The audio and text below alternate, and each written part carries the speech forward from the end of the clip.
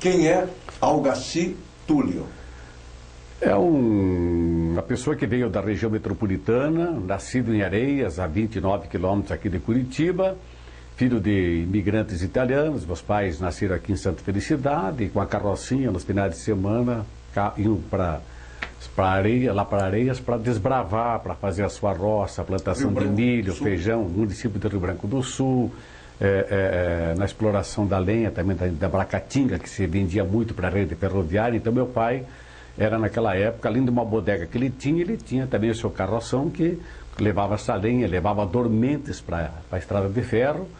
E na sua bodega, lá na região, o único rádio que tinha às vezes desse tamanho assim, uma caixa de abelha, aos domingos se reuniam todos os moradores, era uma colônia italiana de pessoas que foram desbravar aquela região ali, e se reuniam para ouvir o jogo de futebol, ouvir o speaker, transmitir o jogo de futebol, tempo do Rapid, tempo do Ferroviário, Britânia.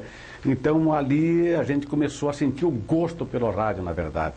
A sua paixão pelo rádio começou ali? Começou ali, porque a gente estava acompanhando sempre, via aquela expectativa, via aquela vibração dos locutores naquela época, então a gente acabou gostando, na verdade, do rádio, né? Então, depois a gente veio morar em Curitiba, pelos idos de 1950, 49, 50, eu saí de lá com 9 anos de idade, viemos morar no bairro do Aú, onde a gente se envolveu no esporte amador, no Rio Branco, no Rosenal, no Operário do Aú, no Boa Vista, no Bacaxiri, no Huracão São Vicente, no Operário, de baixo, Primavera, Aú de cima.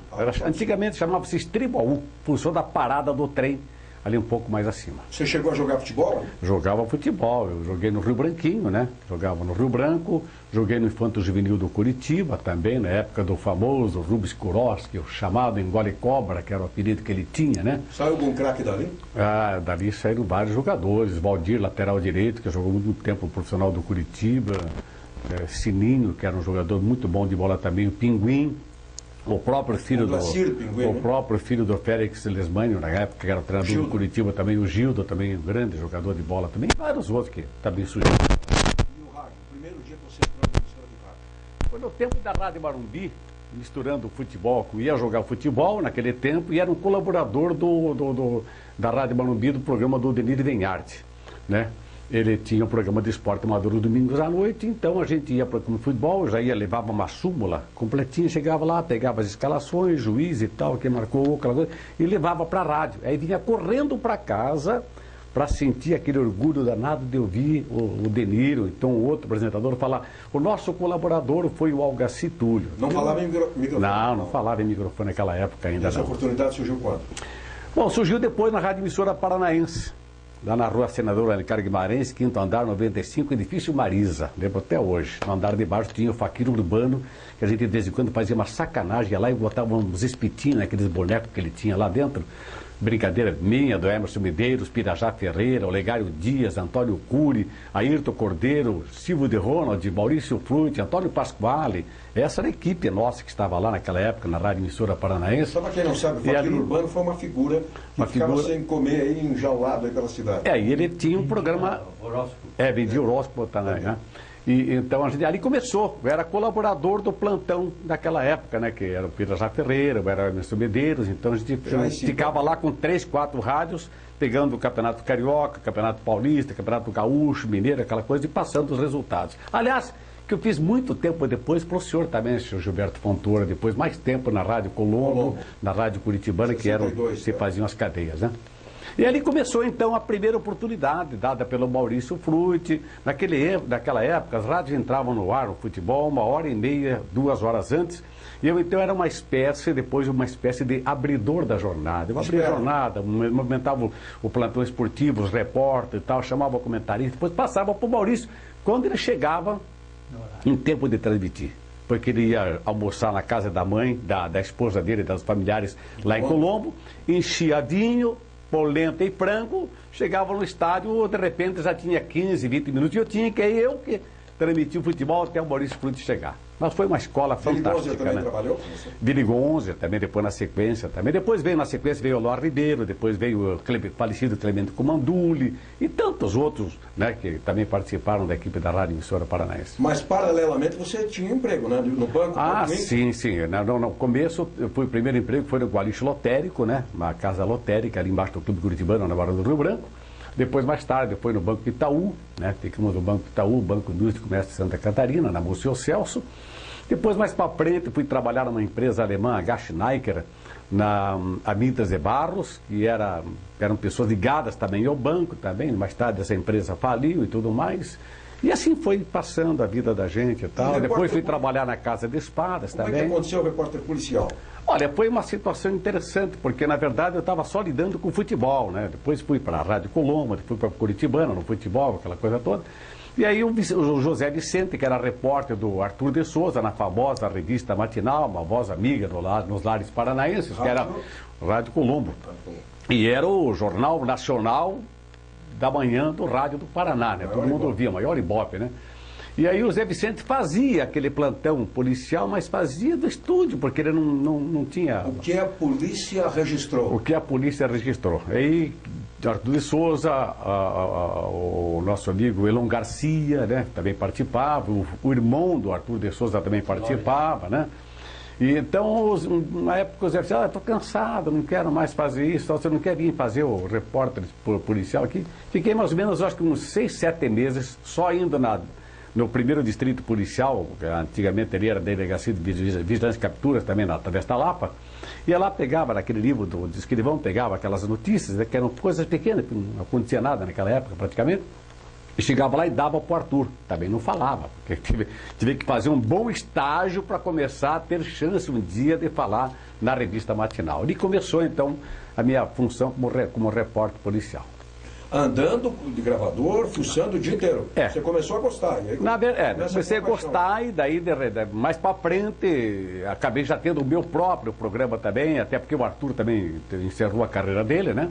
E eu então comecei a fazer, praticamente ocupei esse espaço do Arthur de Souza, fazendo um programa mais ou menos igual ao dele, nunca chegaria aos pés do Arthur de Souza, mas fazendo um programa semelhante ao dele, assim. E aí comecei, foi na Rádio Clube Paranaense, depois foi na Rádio Universo, depois mais tarde na Rádio Cidade, depois mais para frente na Cultura, depois na Colombo de volta, né? Depois Independência. A Independência foi, Gilberto Fontoura, você é testemunha disso, o Renato também.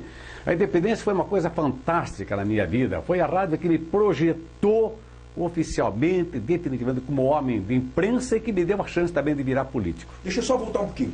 Como é que você passou a perceber, a ter a sensibilidade de que você seria um grande repórter e onde é que você começou a buscar os segredos da polícia para ocupar todo o teu tempo, mais de 10 horas por dia, levantando os casos policiais? Qual foi esse fascínio? Isso custou muito caro para mim, porque eu me dedicava 24 horas. Eu chegava a dormir no balcão da delegacia para poder chegar e dar notícia em primeira mão. Eu chegava a dormir na sala de necropsia do Instituto Médico Legal para de manhã pegar lá já no livro de ocorrência. Tem alguma coisa a ver com isso? Você quis ser um justiceiro? Não, acho que até não teve nada. Assim, não foi a entrada como repórter policial, foi o Zé Vicente, foi o responsável por isso. E onde é que fica o gosto disso aí? Como é que é? Olha, você de repente se sentia não só um repórter, mas sentia um investigador. Eu investigava, eu ia atrás, eu me antecipava à polícia, eu buscava rodear aquelas pessoas ligadas à pessoa que morreu, que foi assassinado, ou criminoso. Que a polícia não tinha nenhuma perspectiva de descobrir o autor do crime. Você ia buscar com os familiares, amigos, parentes, ficava... E geralmente com o advogado que era contratado pela família para acusar o autor do crime de morte. Isso foi... E aí vem um rol de grandes companheiros, Mário Jorge, Júlio Militão, Osman de Oliveira, e tantos outros que até já nem lembro mais. Os advogados contam a verdade? Os advogados, evidentemente, eles faziam o jogo deles também, eles tinham que... né? Mas a gente aprendia muito, aprendi muito. Eu leigo, nunca estudei direito, de repente eu sabia muito, quase que decoro o código de processo penal. Quer dizer, eu aprendia muito, sabia onde é que o cara podia ser enquadrado. O assassino deixa rastro sempre? Sempre deixa, não tem crime perfeito. Não tem crime perfeito, todo mundo acabou. Mais para frente você vai lembrar aí do Dock Street, vai lembrar do Lindomar Castilho, vai lembrar do famoso crime aqui de Curitiba. Que abalou, que deixou... O crime que me deu, balançou. Lamentavelmente dizer isso, que me deu uma projeção, quer dizer, uma projeção em cima da desgraça de uma mulher, né? Foi um crime que cometido aqui pelo motorista, pelo mecânico do Henrique Lemanski.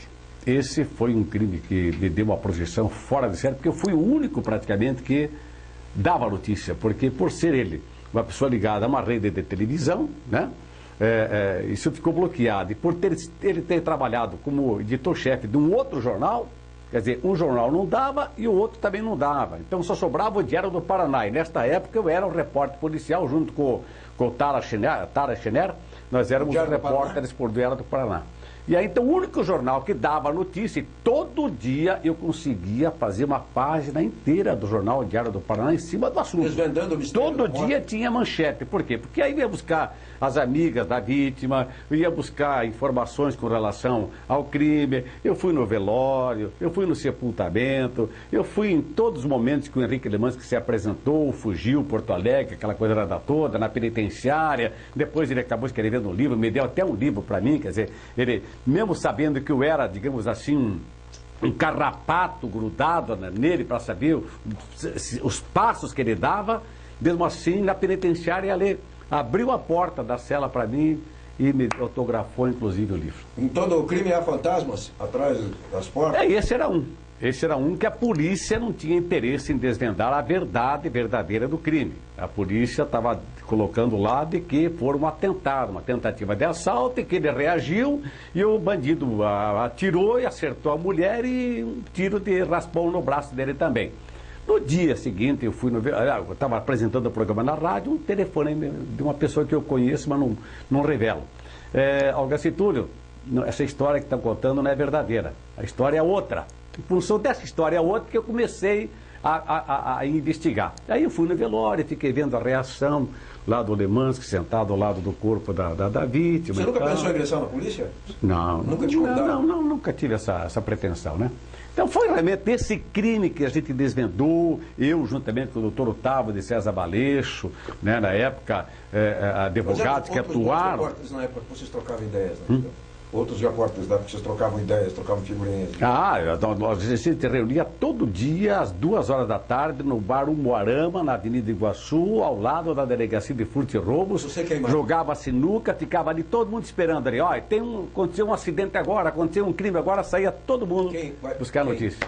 Nossa, tinha... Meio quilo já estava encerrando carreira, né? Zé Domingos, tinha o Chaim, tinha os 2 meninos da Gazeta do Povo, o Massinhã era um deles, tinha o Grilo, que era da Tribuna do Paraná. E além disso, qual foi outro grande crime que chocou a cidade, a sociedade, cheio de mistérios também? Aqui tivemos a morte de um estudante que havia passado no vestibular no Rio de Janeiro e tinha vindo para Curitiba, e aqui pertinho, na Prudente de Moraes. Chegaram aí de manhã, estavam fazendo um lanche e de repente foram vítimas de uma tentativa de roubo, e que acabou um dos meninos vindo a morrer. Essa morte me levou até São Paulo, inclusive, no programa do Flávio Cavalcante.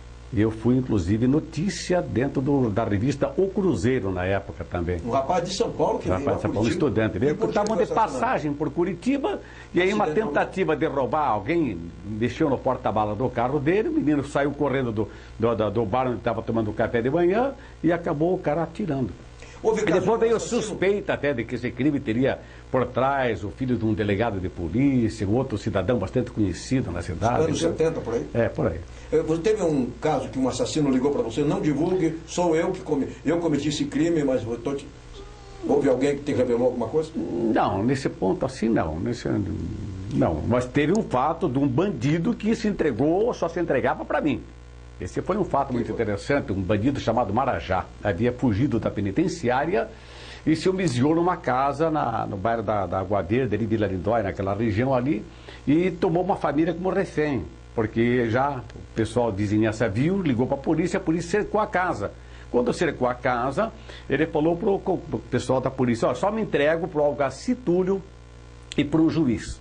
Naquela época, ainda com o carrinho da Rádio Universo, naquela época ainda, Então eu peguei o carrinho, passei, liguei para o doutor Otávio Abadis, que era uma pessoa com quem diariamente eu conversava, pegava informações, aquelas coisas, me passava muita informação. Direito, né? Figura fantástica, figura fantástica. Passei, o senhor vai comigo lá? Vou, pode passar aqui me pegar. Peguei o doutor Valeixo, fomos lá com o carrinho da rádio, chegamos lá, me apresentei para o comandante da operação e tal. Tá, estão desarmados? Claro, estão desarmados. Aí gritou, ô Marajá, tá aqui o Algacitulho e um juiz. Então manda eles entrar. Para eles eu me entrego. E chegamos lá, pegamos, conversamos com ele lá dentro da casa, saiu de mãos para cima, eu saí na frente dele, ele e o juiz atrás. E saímos dali, botamos ele na viatura da rádio e fomos entregar na delegacia. Algacitulho, só em números para bem rapidamente, tem muita coisa para falar. É. Quantos processos contra você? Olha, mais ou menos perto aí de 20. Foi condenado alguma vez? Várias vezes. Não, condenado criminalmente uma vez só, um fato mais recente agora. Mas na época, eram vários crimes de calúnia, difamação, sabe, envolvendo juízes, pegava briga com gente grande, infelizmente parece que eu queria, né, com juiz, com desembargador, com advogado, com pessoas assim, né, de renome, famosas, mas todos eles, lá no final, todos eles eu fui absolvido. Só fui condenado agora, mais recentemente, num caso que mais para frente foi o caso. E ameaça de morte? Várias, mas eu acho que isso era mais assim, uma espécie de uma intimidação assim, meio só para... Bento Kimmel ameaçou de morte você? Chegou até a entrar no estúdio da rádio, né? Chegou até a entrar no estúdio da rádio lá, com aquele... Certamente estaria armado, eu não vi, mas certamente estaria armado, porque ele sempre andava armado, né? Para se proteger dos capangas dele e dos inimigos dele, que tinha bastante. 82. Agora vamos falar rapidamente do Lindomar Castilho e Doca Street. 2 julgamentos que você acompanhou. Foram 2 julgamentos. Transmitiu na íntegra. Antes disso, Gilberto, eu transmiti pela primeira vez, a televisão paranense transmitiu pela primeira vez um júri popular aqui em Curitiba, no Tribunal do Júri. Na época eu estava no canal 6, se não estou enganado, Martinez, né? Nós transmitimos um júri da professorinha, né? A professorinha que foi assassinada no Morro do Guabirituba, né? Tentar lembrar o nome dela, mas é a professorinha do Morro do Guabirituba, em que depois lá para frente, um rolo danado, parece que na época de muita efervescência na área estudantil, revolucionários, estudantes, aquela coisa toda, ela foi estuprada, e depois um rolo danado em que um delegado praticamente teria pego um laranja para assumir este assassinato. Bom, além do Lindomar Castilho, teve o caso de Guaratuba. Aí teve o Lindomar Castilho, que eu fui fazer a cobertura em São Paulo, teve do Doc Street no Rio, foram 3 dias direto ao vivo. Como é que você conseguiu entrar na sala de julgamentos do Lindomar e do Doc Street? Mas aí a gente já tinha uma certa experiência, um pouquinho de malandragem também nessa hora também, a gente conseguiu fazer um trabalho bonito, foi uma coisa fantástica. O Doc Street que assassinou Ângela Diniz. Ângela Diniz. O julgamento foi 5 de novembro de 81. Durante 3 dias. No primeiro julgamento ele ganhou a liberdade, foi condenado por 2 anos. No segundo julgamento que você cobriu, ele foi condenado a 15 anos. Uma aula de direito foi fantástica. Evandro Lins, Márcio Tomás Bastos e outros advogados. Fantástico. Lins e Silva. Fantástico. O julgamento do Lindomar Castilho em São Paulo. Lindomar Castilho em São Paulo já durou um dia e pouco, um dia e meio mais ou menos também. Na íntegra, na época, na Rádio Independência. Me dava toda essa oportunidade, viajava para... Como você também viajava lá para o Festival de Sanremo na Itália, eu viajava para cobrir os grandes fatos que aconteciam aqui em Curitiba. Como fui, por exemplo, fui a Maringá para entrevistar o bandido que matou o filho do político aqui de Curitiba. O deputado aqui de Curitiba, né? Alencar Furtado. Alencar Furtado. Eu fui que na volta, infelizmente, me acidentei, e, né, isso foi em 1982. Que aconteceu esse filho do Alencar Furtado, que estava no posto de gasolina de madrugada e foi assassinado. Foi assassinado. Eu fui a Maringá entrevistar e voltei, e na volta me acidentei. Você tinha que subornar alguém para entrar com o microfone na sala do júri? Não. Conversar? Você sabe que a gente ganha um destaque, ganha um nome, ganha uma confiança, e isso que faz com que a gente... Como hoje, por exemplo, hoje os repórteres da Globo têm acesso a quase toda a parte. Naquela época era eu que tinha esse acesso, porque eu estava lá fuçando. Em respeito ao seu trabalho, à sua dedicação, você sem dúvida, acho que isso valeu. Mas você teve que algumas vezes implorar, pedir, pelo amor de Deus? Você tinha sempre, às vezes tinha que enfrentar meio no coice de mula e outras coisas a mais, cotovelado e outras coisas mais. Lindomar Castilho, ele assassinou Eliane de Gramont. O julgamento foi em 91 em São Paulo. São Paulo. E o caso de Guaratuba? O caso do Guaratuba... Eu queria saber a tua opinião. Elas são culpadas? Até hoje não, eu não acredito. Não acredito. Aquilo deve ter sido uma grande armação política na época, até porque o Abage era o prefeito da cidade de Guaratuba. Então aquilo foi uma armação política que destruiu uma família, e até hoje, né, a tribuna esses dias começou a reviver esse caso aí com cobertura especial, mas até hoje não se esclareceu. E a Bruna? A Bruna foi um trabalho bonito que a gente fez, me custou até alguns valores para poder mandar o Lava de Souza para Israel, para acompanhar, para trazê-la de volta junto e tal. Foi uma cobertura sensacional no tempo da Rádio Clube Paranaense. A mãe foi culpada do sequestro da menina? Eu acho que a mãe negociou. Sabe? Porque a gente sentia que a mãe tinha negociado, depois se arrependeu em função da repercussão que teve na época, aquela coisa toda que tinha as mulheres que vendiam as crianças aí e tal, os italianos, aquela coisa toda.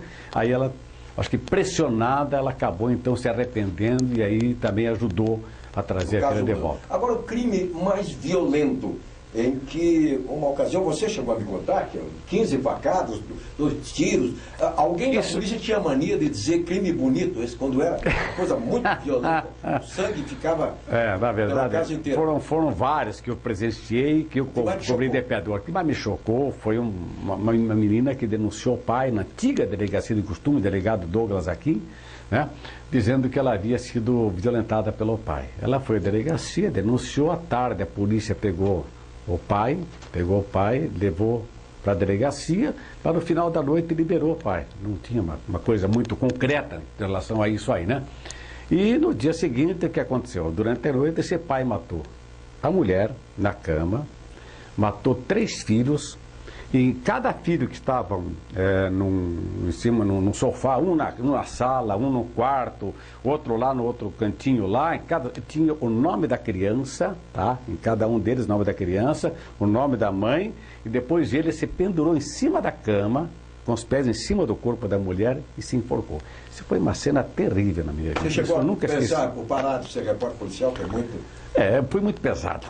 Foi muito pesado, mas a vida do repórter policial é que nem o jogador de futebol, é que nem o médico. O médico, você acaba com o passar do tempo perdendo a sensibilidade também. Aquilo parece que para você é uma coisa muito natural. O médico é muito natural, ele ia falar olha, a senhora está mal, vai ter 6 meses de vida. Para eles é uma coisa muito natural, né? Mas também acabou virando uma coisa assim. Perguntaram, Tancredo Neves, que se arrombou a casa do padre. Mas eu queria saber da loira fantasma, que foi A loira fantasma foi uma coisa mais folclórica, né? Essa loira fantasma? Eu acho que foi a gente na época, sabe que naquela época, para fazer notícia policial, você tinha que fabricar coisas. E eu me lembro, Narciso Assunção, a gente criava alguns fatos para poder botar no jornal para fazer a chamada. A tribuna tinha obrigação todo dia de ter uma manchete policial, ter uma fotografia que chegasse, né?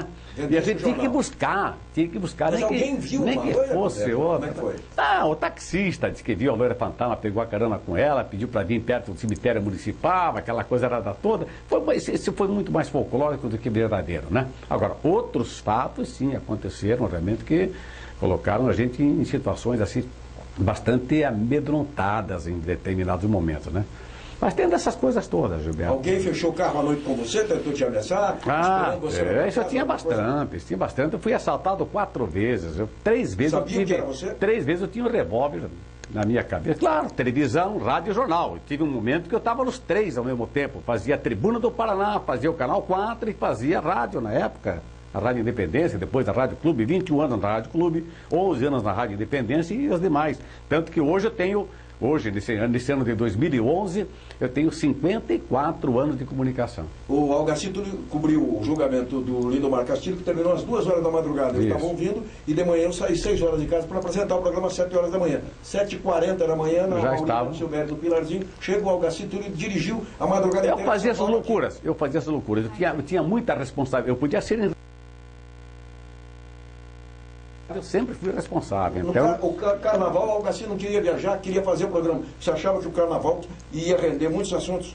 O carnaval sempre tem assunto, sempre tinha assunto aqui. Nós tínhamos aqui naquele tempo, os travestis, os bailes famosos do Operário, o baile preto e branco do Atlético, vermelho e preto do Atlético. Qual foi a figura folclórica que mais incomodou a polícia?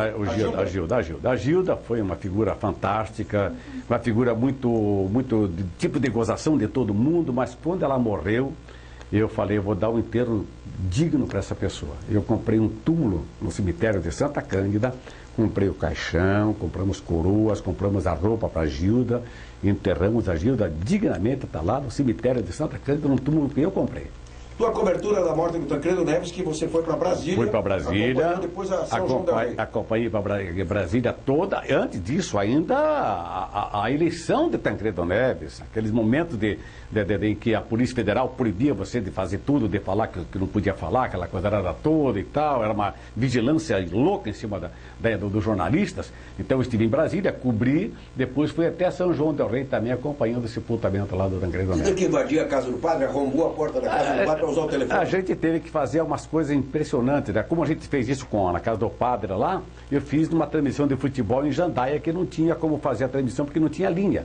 A gente alugamos um caminhão, botamos do lado na rua, do lado da cerca do estádio, do Alambrado, e para poder, em cima do caminhão, transmitir jogo de futebol lá no estádio do Jandaia. Essa coisa louca que a gente fez ali. O sepultamento do Tancredo, todos estavam ao redor do túmulo, você não havia celular, você foi na casa paroquial. Casa paroquial que dava a visão todinha para o cemitério. E a porta estava com tranca, senhor? Tranca, a gente arrombou, tá lá. Eu estava lá, eu tinha que fazer minha cobertura, tinha que achar um meio naquele tempo, não tinha celular, não tinha nada, era o telefonão lá, do telefone preto e branco lá, que estava lá para a gente poder fazer. Algaci Túlio político, primeira eleição, como é que ele te levava? Na verdade, eu detestava a política, não gostava de política, mas o culpado disso tudo foi o falecido Irundi Silvério. Quer dizer, no rádio, a pessoa que me jogou no rádio foi Maurício Flutti. Na política foi Irundi, porque na independência, você lembra, eu tinha aquele meu programa, que era um programa do Ibope louco, que chegava no final do programa, tinha 40 pessoas lá fora para me atender. Aí o Irundi fazia 3 minutos de um comentário dentro do meu programa. Bom, ele falou, Algaci Túlio, mas você, como é que você vai atender toda essa gente aí a vida inteira? Você achava que eu digo, não importa, fale com ele, sei. Do quê? Não, se você... Vou falar com o Algaci, o que você acha? Estou querendo lançar o candidato a vereador. Claro, ele também foi esperto, né? Ele sabia o ibope que eu tinha naquele momento tal, então ele queria garantir mais uma reeleição dele. Então, se você bancar a campanha, até sai o candidato a vereador. 82, e naquela época era o voto chamado voto vinculado. Você votava de vereador, prefeito, estadual, federal, senador e governador. Né? Tudo junto. Você fez? Na época eu fui o mais votado em relação ao número de eleitores, foram quase 13 mil votos. Depois foi mais uma vez eleito vereador? Ou já não. Foi eleito vereador, depois em 86 foi eleito deputado estadual, o 5º mais votado no Paraná, 1º mais votado em Curitiba, depois mais uma sequência, mais uma vez deputado, depois fui candidato a prefeito e acabei cedendo para o Jaime Lerner na campanha dos 12 dias do Jaime Lerner. Né? Quem veio abordar você para desistir da candidatura? Você, o Ayrton Cordeiro ou o Enéas Faria desistiram? Um monte de gente. Mas antes disso tudo, vinham propostas fantásticas para abrir para outras pessoas. Na época, você sabe que tinha o homem do Babirindo lá, que era o candidato, que o candidato dele era o Enéas Farias. Ele queria que eu fosse serviço do Enéas Farias, e eu ajeitava a minha vida financeira, quem sabe hoje eu tinha uma rádio, não era mais empregado de dono de rádio, né? Mas, pode alguma, aceitei isso e por amor à cidade, porque eu confiava no Jaime Lerner, eu já conhecia o trabalho do Jaime, e eu era inimigo número 1 do PMDB, porque o PMDB me massacrou em todas as minhas eleições anteriores, inclusive naquela de vereador. Pegando uma cópia de uma queixa-crime, distribuindo na praça de que eu era estuprador, uma série de coisas, me massacraram, e eu consegui dar a volta por cima. Então, eu tinha um inimigo que era o PMDB, e tinha uma chance de derrotar. Infelizmente, fui derrotar logo quem? Maurício Flutti, que era o candidato do PMDB. Quanto tempo você ficou ao lado de Jaime Lerner? Foi vice-prefeito dele? Vice-prefeito dele, depois elegemos o Rafael Greca na continuação, junto com o Carvalhinho, né? Depois, na sequência, elegemos o Cássio, e mais uma vez me chamaram para ser vice-prefeito, porque o candidato adversário era um candidato populista chamado o Carlos Simões, e o japonês era uma pessoa desconhecida, um grande técnico e tudo mais, mas não era conhecido. Então eu tinha que fazer o contraponto para o japonês aí, né? Primeiro você, numa cidade como Curitiba, elegia um japonês. Era a mesma coisa que você, na época, dizia, o nosso candidato aqui é uma pessoa de cor. Não elegeria nunca, né? Então eu tive que fazer Cássio Taniguchi. Então eu tive que fazer a função de vice-prefeito, levando o Cássio na periferia das coisas, como fiz com o Jaime Lerner, né? O Jaime Lerner não pegava na mão de ninguém. Né? O Jaime Lerner foi um ídolo para você? Foi um ídolo. Continua, como prefeito, continua sendo meu ídolo. Como ser o humano, maior urbanista também, do país. Como ser humano? Como ser humano, deixou um pouco a desejar. E agora o que você nunca contou para ninguém, por que você rompeu com o Jaime Lerner?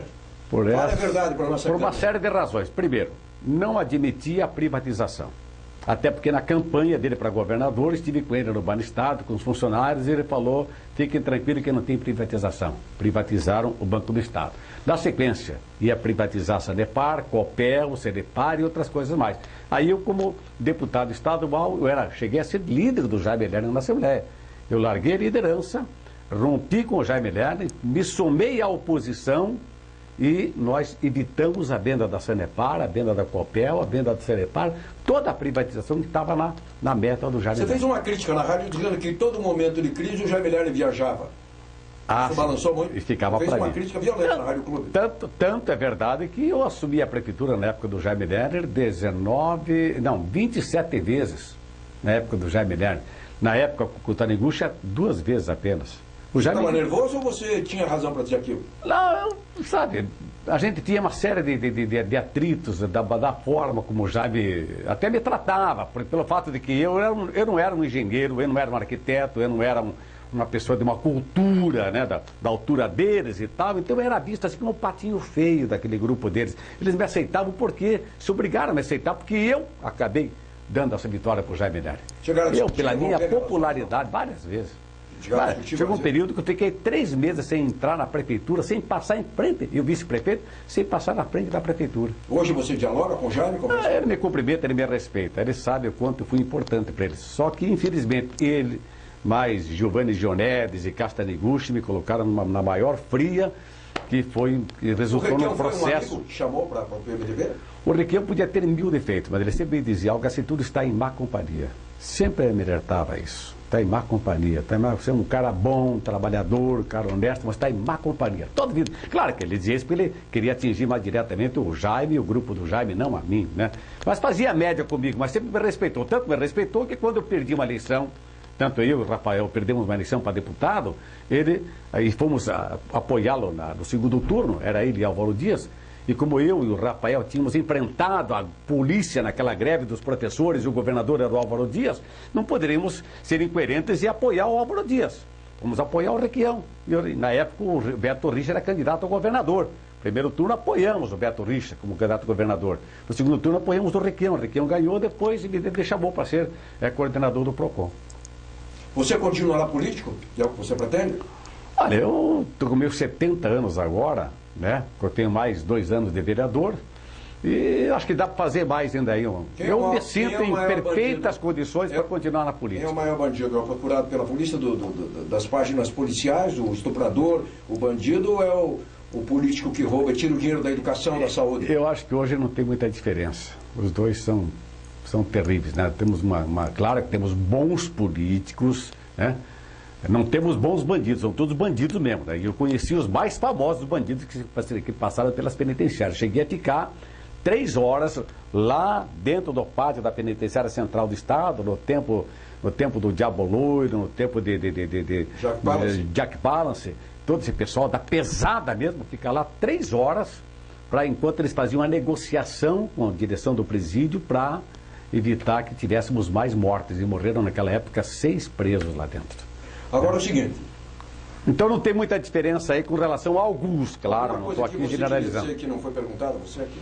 Não, o que eu queria, é uma coisa que sempre me machucou e agora, nos últimos dias, nós estamos hoje aqui no dia 25 de fevereiro de 2011, há 2 semanas atrás, no dia 15, saiu um julgamento em que eu fui absolvido. Aqui eu fui condenado a 7 anos de reclusão, com o regime semiaberto, em função de uma sacanagem, em função da eleição do Castaniguchi, que eu tinha iniciado a minha campanha, eu era candidato, me forçaram a sair, dizendo que iriam assumir toda a minha dívida da minha equipe, tal e tal, então desisti, aceitei o serviço do Cássio, e me deixaram um pepino na mão, porque tinha uma despesa de quase R$200 mil e uma ideia maluca do secretário da Fazenda na época, Giovanni Neto, que deitava e rolava e mandava no governo, mandou que eu arrumasse 2 empresas, né? Uma do meu filho, e as empresas existiam, e fosse no Banco do Estado fazer um empréstimo de R$200 mil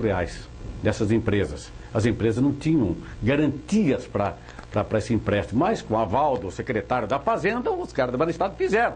Resultado, 20 ex-diretores do Banestado foram para o processo, eu fui para o processo, meu filho foi para o processo, foram umas 22 pessoas ao todo. E fomos condenados em primeira instância aqui. Aí o processo foi com recurso para o Rio Grande do Sul e agora, no último dia 15, nós tivemos a absolvição, graças a Deus, se fez justiça. Só que os que realmente eram os grandes culpados sequer apareceram em algum momento desse processo. Agora, um jogo ping-pong rápido aqui. Uma pessoa que você admira. São muitas. Especial? Você é uma delas. Você tem grande responsabilidade pela minha carreira de radialista. Você, o Pirajá Ferreira, Maurício Frutti, pessoas que eu tenho uma admiração extraordinária, né? Dr. Najib Echede era uma figura fantástica. Cheguei a fazer um programa de entrevista de esporte no começo do Canal 12, o Renato, Silas, Lourenço Dal Negro, todo aquele pessoal lá que... Mussa, Assis, figura sensacional. Foi meu professor quando eu fazia as páginas policiais da Tribuna do Paraná. Figura fantástica, né? Político brasileiro. Político brasileiro. Claro que Tancredo Neves, mas na atualidade eu acho uma pessoa fantástica, que só não é presidente da República, não é popular. Cristóvão Buarque. Leonel Brizola, foi teu amigo? Figura fantástica. Aprendi muito com o Brizola. Brizola era tão fantástico que no dia que foi me anunciar lá que eu seria o candidato a prefeito pelo PDT, ele falou bem assim: já que nós não temos o melhor, que é o Jaime Lerner, nós vamos com o Darcy Túlio.